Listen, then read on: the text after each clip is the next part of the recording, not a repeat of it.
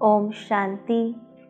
आज विशेष 18 जनवरी जो हमारे अति प्यारे पिता श्री ब्रह्मा बाबा के पुण्य स्मृति दिवस पर आज बहुत सुंदर परमात्मा के महावाक्य चले। परमात्मा ने बहुत सुंदर रीति से हम आत्माओं को सजाया, श्रृंगार किया, योग्य बनाया। तो परमात्मा ने सर्वप्रथम समझाया कि मीठे बच्चे, एक बाप की याद से तुम्हें सुप्रीम बनना है, अर्थात सर्वश्रेष्ठ बनना है, पुरुषोत्तम बनना है। तो भूले चुके भी किसी और को याद नहीं करना है, क्योंकि परमात्मा जो परम आत्मा है उनकी याद ही हमें पुरुषोत्तम बनाती है। जब हम किसी देहधारी को याद करते हैं, किसी आत्मा को याद करते हैं, तो वह सर्वश्रेष्ठ ऊंचाई से नीचे आ जाते हैं। तो हमें सदैव परमात्मा की याद में रहने का अटेंशन रखना है। दूसरी पॉइंट में परमात्मा ने प्यार से समझाया कि बच्चे, अपने को आत्मा समझो। हम आत्मा शांति धाम के निवासी हैं। वह है बाप का घर, अर्थात हम आत्माओं का घर। यह चलते फिरते आदत डालनी है कि हम चलते फिरते कार्य करते बार बार अपने घर को याद करें। बार बार हमारा बुद्धि योग शांति धाम की ओर चला जाए। अपने को आत्मा समझे और शांति धाम, सुख धाम को याद करें। तीसरी पॉइंट में परमात्मा ने समझाया कि सवेरे सवेरे उठ बाबा से, अर्थात परमात्मा से मीठी मीठी बातें करो। बाबा, आपकी तो कमाल है। स्वप्न में भी नहीं था कि आप हमको स्वर्ग का मालिक बनाएंगे। बाबा, हम आपकी शिक्षा पर जरूर चलेंगे, कोई भी पाप का काम नहीं करेंगे। यह बातें हमें हर रोज़ परमात्मा से करनी है। परमात्मा का धन्यवाद भी करना है, तो साथ साथ वायदे भी करने हैं और उस अनुसार अपना जीवन भी बनाना है।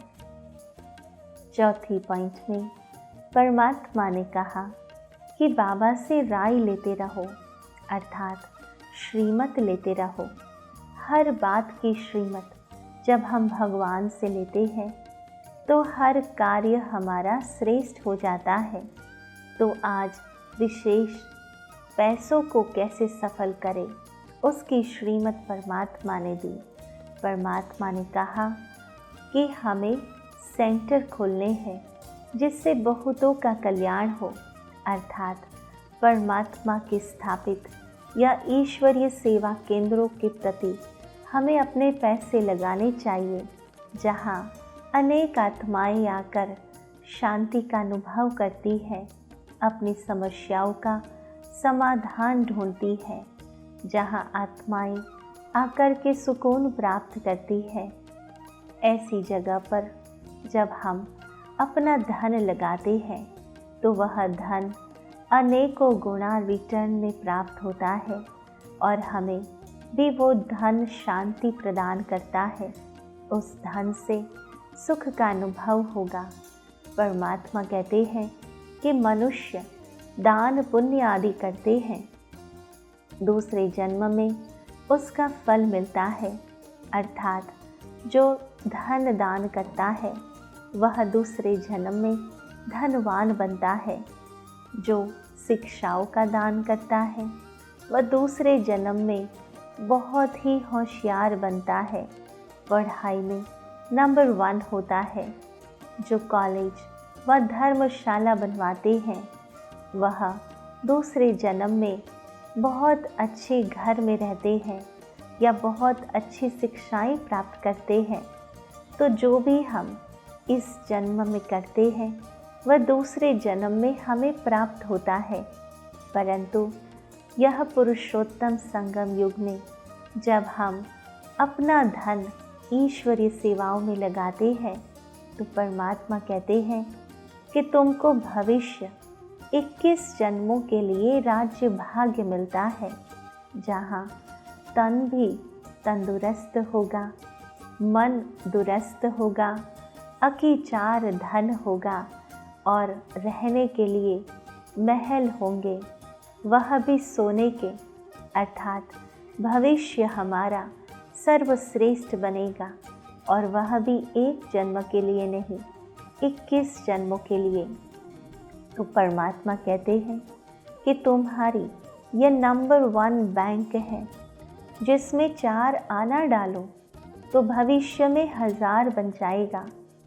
तो अभी तो हम जो वर्तमान बैंक में डालते हैं तो मुश्किल से उसका 6% मिलता है, 7% मिलता है, करके 9% मिलता है, परंतु यह ईश्वरीय बैंक ऐसी कमाल की है जो 4 आने का हज़ारों में उसको परिवर्तित करती है। पत्थर से सोना बन जाएगा। कहाँ होगी ऐसी बैंक जहाँ पत्थर दो और सोना मिलेगा? तो परमात्मा कहते हैं तुम्हारी हर चीज़ पावन बन जाती है। तो दिन प्रतिदिन तो 5वीं पॉइंट में परमात्मा ने वर्तमान संसार का समाचार सुनाया। वर्तमान संसार में आत्माओं की परिस्थिति क्या है और उस वातावरण में, उन परिस्थितियों में हमें स्वयं को कैसे सेफ रखना है। तो परमात्मा ने समझाया कि जैसे जैसे यह सृष्टि चक्र की समाप्ति का समय आएगा, वैसे वैसे दुनिया में और टेंशन बढ़ता जाएगा, कम नहीं होगा। खींचातान के जीवन का चारों ओर अनुभव होगा, जैसे कि चारों ओर से खींचा हुआ होता है। एक तरफ से प्रकृति की छोटी छोटी आपदाओं के नुकसान का टेंशन होगा, दूसरी तरफ इस दुनिया की गवर्नमेंट के कड़े लॉज का टेंशन होगा, तीसरी तरफ व्यवहार में कमी का टेंशन और चौथी तरफ जो लौकिक संबंधी आदि से स्नेह और फ्रीडम होने के कारण खुशी की भासना अल्पकाल के लिए रहती है, वह भी समाप्त होकर भय की अनुभूति के टेंशन में चारों ओर का टेंशन लोगों में बढ़ना है। चारों ओर के टेंशन में आत्माएं तड़फेगी, जहाँ जाएगी वहाँ टेंशन। आज एक भी स्थान ऐसा नहीं, एक भी समय ऐसा नहीं, एक भी संबंध ऐसा नहीं जहाँ टेंशन ना हो।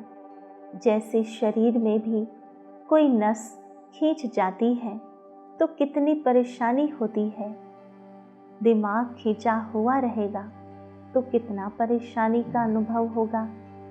ऐसे ही यह वातावरण बढ़ता जाएगा, जैसे कि कोई ठिकाना नजर नहीं आएगा कि क्या करे।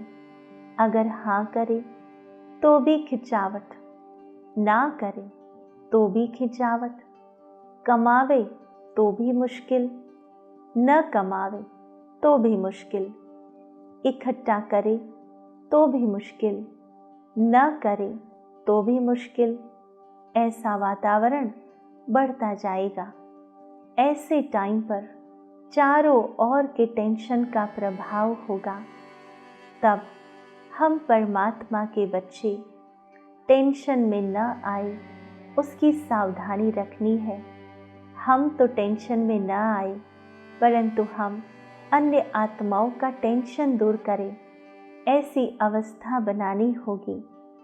स्वयं को सर्व समस्याओं से परे बनाना होगा।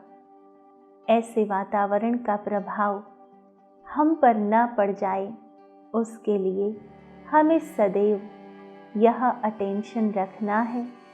सारे दिन में बीच बीच में हमें परमात्मा की याद में रहने की अलग अलग युक्तियां रचनी होगी, क्योंकि इन सभी टेंशन के प्रभाव से बचाने वाली है परमात्मा की याद।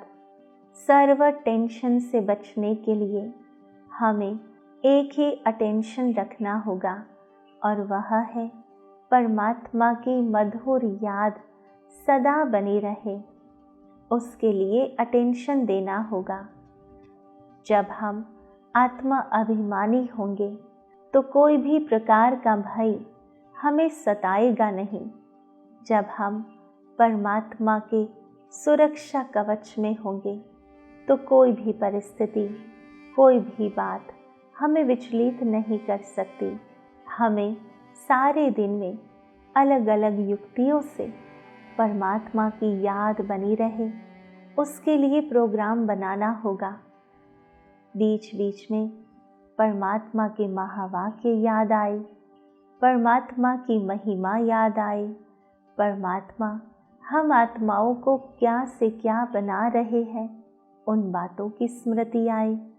परमात्मा से जो प्राप्त खजाने हैं उन खजानों को स्मृति में लाए, और हम स्वयं को इतना मजबूत बनाए और साथ ही साथ इतने शक्तिशाली वाइब्रेशंस चारों ओर फैलाए, जिससे कि मजबूत किला बन जाए, जिसमें संसार का वातावरण अपना प्रभाव नहीं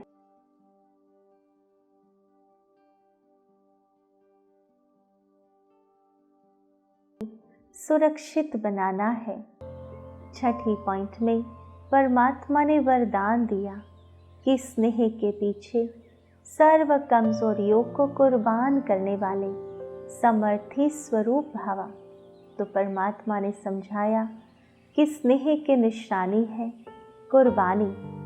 स्नेह के पीछे कुर्बान करने में कोई मुश्किल व असंभव बात भी संभव और सहज अनुभव होती है।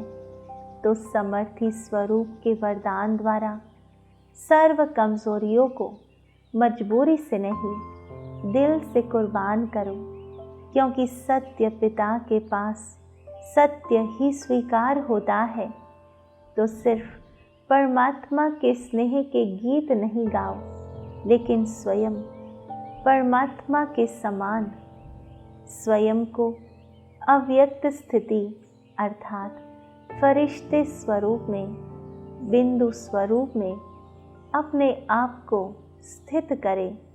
यही तो परमात्मा के प्रति हमारा प्यार है। परमात्मा को जो पसंद है वही हम बन कर दिखाए, अपनी कमजोरियों की कुर्बानी दे। 7वीं पॉइंट में परमात्मा ने समझाया कि संकल्प व स्वप्न में भी एक दिलाराम की याद रहे, तब कहेंगे सच्चे तपस्वी। तो हमें यह सच्ची सच्ची तपस्या करनी है, जो संकल्प स्वप्न में भी कोई देहधारी याद न आए, परंतु दिलाराम परमात्मा की ही याद बनी रहे। तब हमारे दिल को आराम महसूस होगा। यही तो सच्ची तपस्या है। तो आओ अनुभूति करते हैं। ओम शांति। मैं आत्मा परमात्मा पिता की संतान शांत स्वरूप हूँ।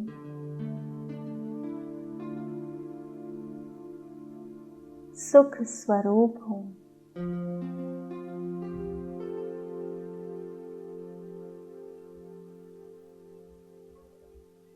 सांसारिक वातावरण से परे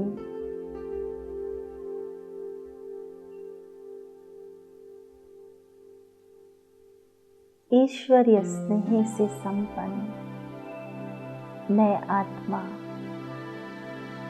सदा सुरक्षित हूँ।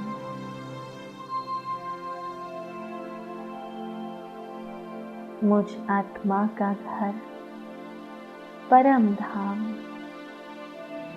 शांति धाम है।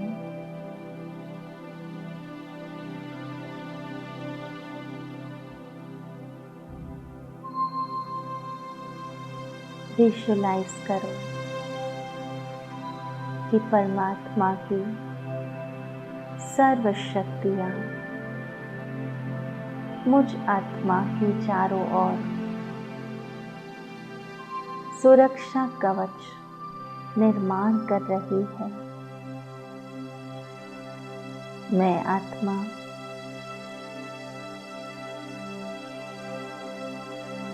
सुरक्षा कवच में सुरक्षित हूँ।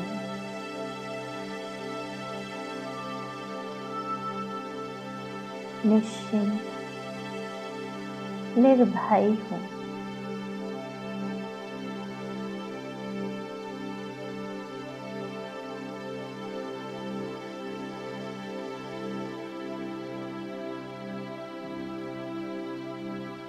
मैं आत्मा परमात्मा पालना में पलने वाली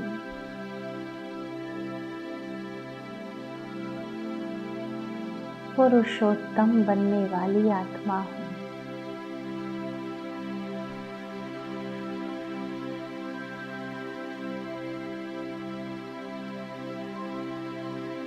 मुझ आत्मा को तो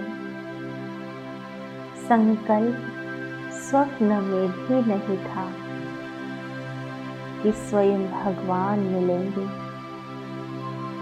और विश्व का मालिक बनाएंगे।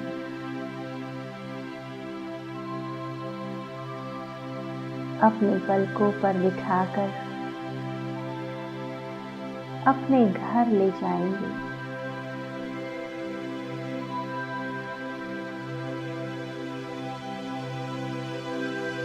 मुझ आत्मा को अपनी सर्व कमजोरियों को परमात्मा प्यार के पीछे कुर्बान करना है। परमात्मा को जो पसंद है उस अनुसार मुझे अपना जीवन बनाना है।